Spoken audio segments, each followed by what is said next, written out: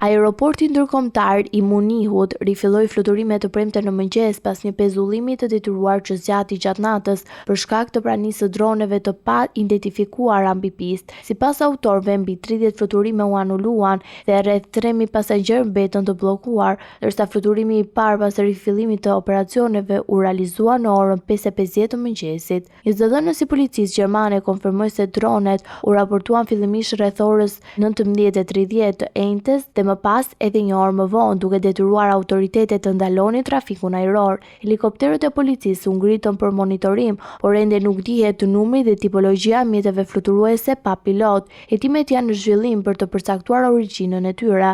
Ngjarja në Muni është pjesë e një serie incidentesh të ngjashme në Europë, në aeroportet në Danimark, Norvegji dhe Poloni, që kanë pezulluar fluturimet për arsye të ngjashme, ndërsa Rumania dhe Estonia kanë fajsuar Rusin për inkursion ajror. Moska i ka hedhur poshtë akuzat, por tensionet janë shtuar ndjeshëm. Presidenti i Ukrainës Volodymyr Zelensky paralajmëroi se përdorimi i dronëve dhe hapësirat ajrore të vendeve europiane është një shenjë e qartë se Moska kërkon të përshkallëzojë agresionin e saj përtej kufive të Ukrainës. Gjermania ndodhet aktualisht në gjendje të lartë gatishmërie pasi ditë më parë autoritetet raportuan drone mbi baza ushtarake dhe objekte industriale. Ministri i Brendshëm Alexander Dondrit theksoi se Berlini duhet të ndërmarrë masa të reja kundër këtij kërcënimi hibrid, duke mos përjashtuar mundësinë e rrëzimit të droneve në hapësirën ajrore gjermane. Kjo situatë është diskutuar dhe në samitin e fundit të Bashkimit Evropian në Kopenhagen. Udhëheqësit ranë dakord të forcojnë mbrojtjen e hapësirës ajrore dhe të krijojnë një mur dronesh për të mbrojtur kufit e bllokut. Rusia ka reaguar ashpër duke cilësuar këtë një hap që vetëm do të rriste tensionet në kontinent.